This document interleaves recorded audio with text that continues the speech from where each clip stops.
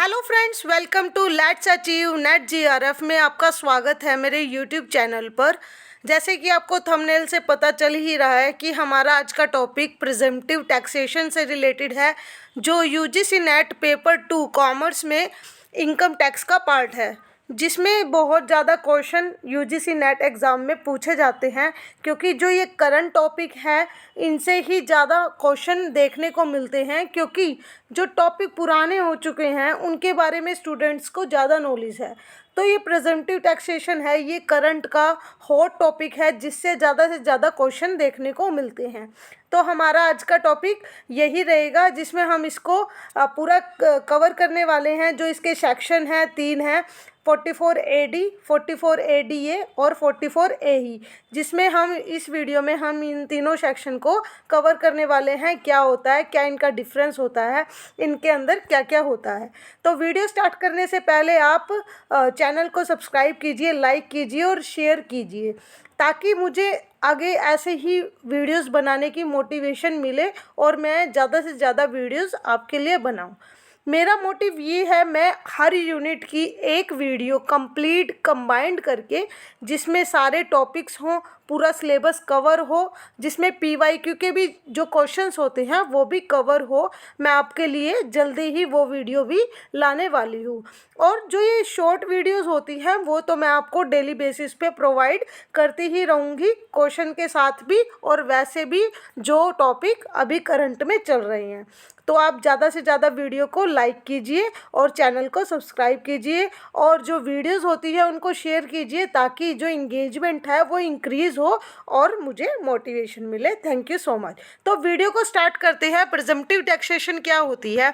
जो small tax payers होते हैं उनको डिफ़िकल्टीज़ होती है, जो अकाउंट होते हैं उनको मेंटेन करने में, क्योंकि जो अकाउंट होते हैं उनको मेंटेन करने में उनके एक्सपेंसेस भी होते हैं, उनको कोई ना कोई पर्सन हायर भी करना होता है, और जो और भी बहुत सारी डिफ़िकल्टीज़ होती है बुक ऑफ अकाउंट्स को मेंटेन करने के लिए। साथ ही साथ जब हम बुक ऑफ अकाउंट्स को मेंटेन करते हैं तो उसका ऑडिट भी करवाना पड़ता है। उन सभी डिफ़िकल्टीज़ को से रिलीफ देने के लिए जो स्मॉल टैक्स पेयर है उनको प्रिजम्पटिव टैक्सेशन स्कीम के अंदर लाया गया है, जिनको 3 सेक्शन में डिवाइड किया है। सबसे पहले 44 AD, 44 ADA और फिर 44 AE, जो इनकम टैक्स एक्ट 1961 का पार्ट है। इसमें क्या होता है, इसमें 44 AD के अंदर क्या आता है, इनमें कैटेगरी में डिवाइड किया गया है। इसके अंदर इंडिविजुअल आते हैं, HUF आते हैं, पार्टनरशिप फर्म आती है। लेकिन जो LLP होती है, liquid limited liabilities partnership firm, वो इसका पार्ट नहीं होती 44 AD का। 44 AD के अंदर मैं रिपीट कर देती हूँ, इंडिविजुअल आते हैं, HUF आते हैं और पार्टनरशिप फर्म आती है, लेकिन LLP इसका पार्ट नहीं होती। तो इसमें क्या क्या प्रोसेस होती है उसके बारे में भी हम डिस्कस करेंगे। तो जो पर्सन इसके लिए एलिजिबल नहीं होते 44 AD के, वो कौन पर्सन होते हैं? उसके अंदर नॉन रेजिडेंट्स आ जाएंगे, person who have made any claim deduction under any of the section 10A, 10AA, 10B, 10BA और deduction any provision of chapter 6A under the head C, deduction in respect of certain income in the relevant year. मतलब इसके अंदर कौन कौन से जो person है उनको इंक्लूड नहीं करते, इसके अंदर NR को इंक्लूड नहीं करते, इसके अंदर उन डिडक्शन जो पर्सन डिडक्शन ले रहे हैं, जैसे कि 10A की डिडक्शन, 10AA की डिडक्शन, ये सब डिडक्शन ले रहे हैं, उनके लिए जो हमारी प्रिजम्पटिव टैक्सेशन 44 AD उनके लिए एलिजिबल नहीं है।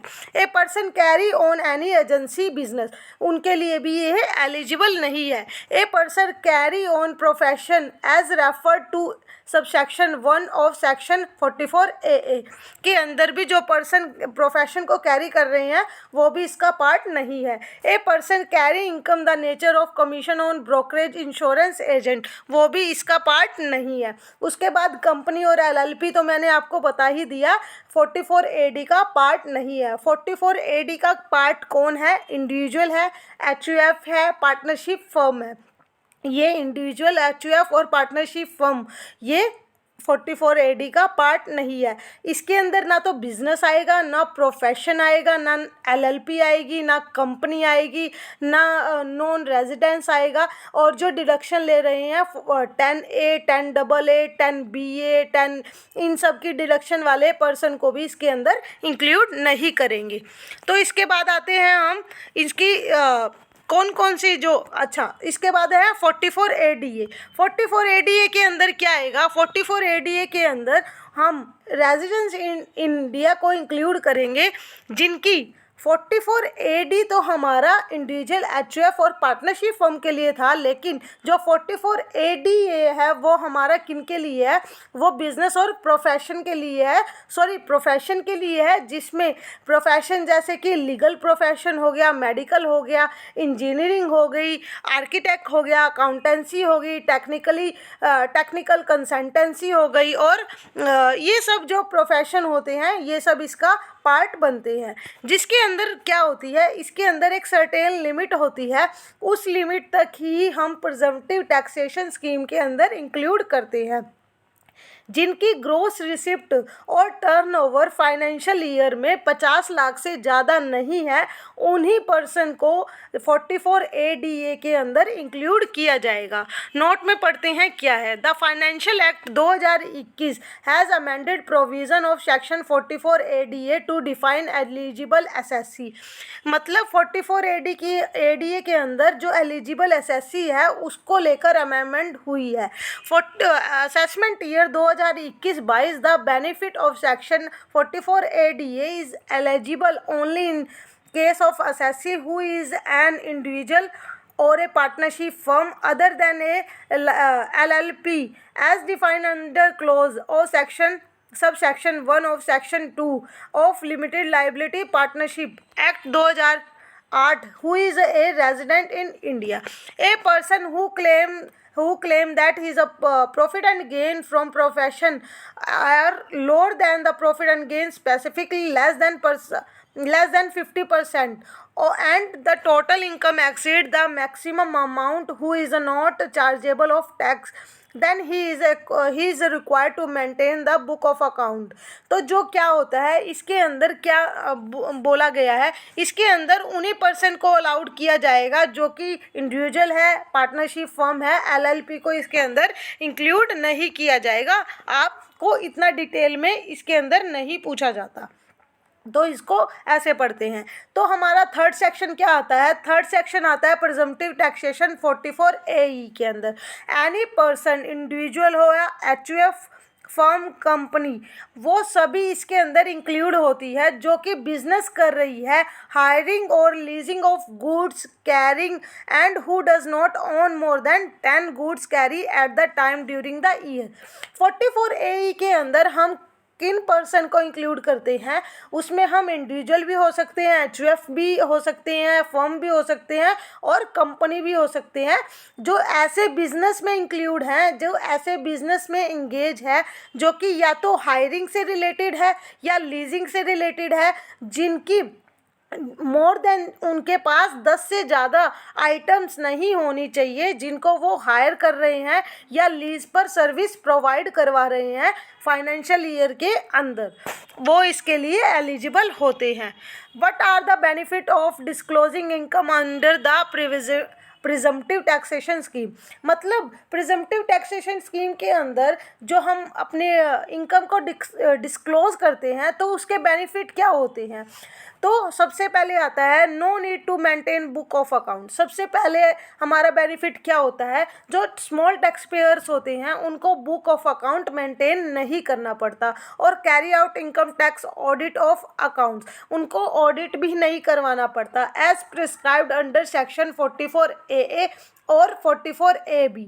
तो उनको ये बेनिफिट मिलते हैं। सेकंड पॉइंट पर आते हैं, any person opting for the presumptive taxation scheme is liable to pay whole amount of advance tax on or before 15 March of the previous year. In other words, he is not necessary for such person to pay due installment of advance tax on 15 June, 15 September या 15 December of the previous year as application to other taxpayer not cover under this scheme. मतलब इसके अंदर क्या होता है, उनके जो liability है टू पे होल अमाउंट वो एडवांस में ही पे कर देते हैं, ना कि उनको इंस्टॉलमेंट में वो पेमेंट करनी होती है. Income tax return can be file is simpler and shorter form ITR 4, जिसको हम सुगम भी बोलते हैं.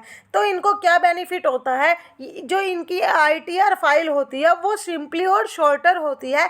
किसी तरह की जो लेंथ होती है, जो लेंथर होती है, मतलब उनको डिफ़िकल्टी नहीं होती, उनको ज़्यादा एफ़र्ट्स लगाने की ज़रूरत नहीं पड़ती, वो ईज़िली अपनी ITR फाइल कर देते हैं अंडर ITR 4 के अंदर, जिसको हम सुगम बोलते हैं. Reduce compliance burden and facilitated case of doing business. जो उनके बर्डन है या जो भी उनको डिफ़िकल्टीज होती है बिजनेस करने में, वो सब रिड्यूस हो जाती है, जो कि हमारी प्रिजम्पटिव टैक्सेशन स्कीम के बेनिफिट है. How to compute income under presumptive taxation scheme. तो प्रिजम्पटिव टैक्सेशन स्कीम के अंदर हम अपनी इनकम को कैसे कंप्यूट करते हैं उसके बारे में पढ़ते हैं. तो सबसे पहले हमने 3 सेक्शन में डिवाइड किया था, एक एक करके सबकी कंपटीशन को पढ़ते हैं, उनकी इनकम को कैसे कंप्यूट किया जाता है. पहले आता है सेक्शन 44 AD. 44 AD के अंदर क्या होता है, 8% of turnover or gross receipt of the eligible business during the financial year is deemed to be the total income. In order to promote digital transaction and to encourage small unorganization business to accept digital payment, income shall be computed at the rate of 6% instead of 8% of total gross receipt. मतलब इसमें क्या होता है, 44 ADA के अंदर क्या होता है, इसके अंदर जो ग्रोस रिसिप्ट है और टर्नओवर है वो 2 करोड़ से ज़्यादा नहीं होना चाहिए. 2 करोड़ के ऊपर सीधा हम कैलकुलेट कर लेते हैं जो भी उनकी इनकम होती है. जैसे 2 करोड़ से ज़्यादा नहीं होना चाहिए, हम अज्यूम करते हैं वो इनकम इनकी 50 लाख है. जब ये बिज़नेस अपना कैश में कर रहे हैं तो उसके ऊपर 8% का जो है टैक्स चार्ज किया जाएगा. 8% कितना हो जाएगा, 50 लाख का 8% हमारा हो जाएगा 50 लाख का 40,000 रुपये. तो 50 लाख का 10% हुआ 5 लाख रुपए और 8% हुआ 4 लाख रुपए. तो 4 लाख रुपए इनका टैक्स हो जाएगा. और जब ये पेमेंट है जो सभी हैं वो डिजिटल पेमेंट के थ्रू अपनी ले रहे हैं, तो उनसे कितना चार्ज किया जाएगा टैक्स, वो है 8% की बजाय उनसे उनके टर्नओवर का 6% ही चार्ज किया जाएगा. जब वो अपने ट्रांजैक्शन बाय बैंक या चेक या इलेक्ट्रॉनिक किसी भी सिस्टम से उसको रिसीव कर रहे हैं तो उसको 6% के अंदर इंक्लूड किया जाएगा. अब आते हैं 44 ADA. 44 ADA के ये मिसप्रिंट हुआ है. 44 ADA के अंदर हम किसको इंक्लूड करेंगे, उसके अंदर हम जो उनकी ग्रोस रिसिप्ट होगी जो कि 50 लाख से ज़्यादा नहीं हो सकती प्रोफेशन के केस में, 44 ADA के अंदर उसका 50% हम टोटल रिसिप्ट का टैक्स के रूप में लेंगे, इंक्लूड करेंगे. उसके बाद आता है 44 AEA. 44 AEA के अंदर क्या होगा, for heavy good vehicles at the rate 1000 per ton of gross vehicles weight for every month or part of a month for each other vehicle 7500 for every month और पार्ट ऑफ मंथ. मतलब इसके अंदर उन incomes को उनको लेंगे, जैसे heavy vehicles है उसके लिए 1000 per ton of gross vehicle weight, मतलब 1000 पर टन उसका चार्ज करेंगे एवरी मंथ और पार्ट ऑफ मंथ के बेसिस पर. और जो अदर व्हीकल है उनका टन के बेस पर ना कर ओवरऑल के बेस पर 7500 फॉर एवरी मंथ और पार्ट ऑफ मंथ में चार्ज किया जाएगा. The presumptive income compute as the prescribed rate in the final income and no further deduction or expenditure for business profession incomes are allowed. मतलब जो presumptive taxation scheme है उसके अंदर किसी तरह की आपको डिडक्शन नहीं दी जाएगी, एक्सपेंडिचर फॉर बिजनेस प्रोफेशन नहीं अलाउड किए जाएंगे। जो भी आपकी फाइनल ग्रॉस रिसिप्ट या टर्नओवर होगा उसके ऊपर एक prescribed rate of income tax की तरफ से वो काट लिया जाएगा, वो इसके बेनिफिट हैं। Option to declare income at high rate than the prescribed rate. इसके अंदर ऑप्शन होता है अपनी इनकम को हाई रेट पर प्रिस्क्राइब्ड रेट से ज़्यादा पर दिखाने का। Deduction available under presumptive taxation scheme. जो डिडक्शन है, जो लिमिटेड जो भी डिडक्शन प्रिजम्पटिव टैक्सेशन स्कीम के अंदर बताई गई है कि आप इन डिडक्शंस का फ़ायदा ले सकते हो, कौन सी अवेलेबल है उनके बारे में पढ़ते हैं। वो कौन सी डिडक्शन होती है, उन डिडक्शन के बारे में हम पढ़ते हैं, वो किन किन डिडक्शन को हम इंक्लूड करते हैं। तो under the normal provision of income tax act, taxable business profession income will be compute after allowed deduction in respect of expenses which are deduct as the income tax, उनको हम include करेंगे। However in the case of person who is opting for the presumptive taxation scheme, the presumptive income compute as per the prescribed rate in the final income and no further deduction expenditure for business profession income are allowed. The only exception is for the partnership firm claiming benefit of presumptive taxation scheme under section 44AE. The firm can claim deduction no account of remuneration and interest pay to partner are allowed under income tax act।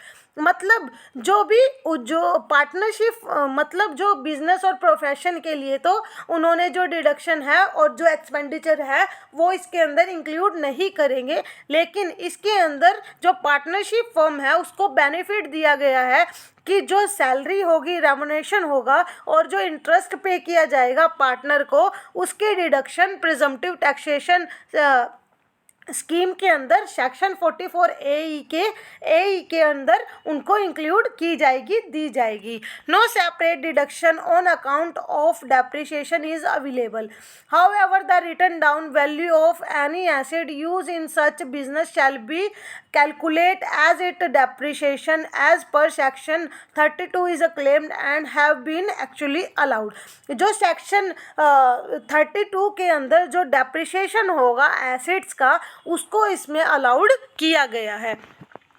अब आएंगे consequences if a person opts out from the presumptive taxation scheme under section 44 AD के।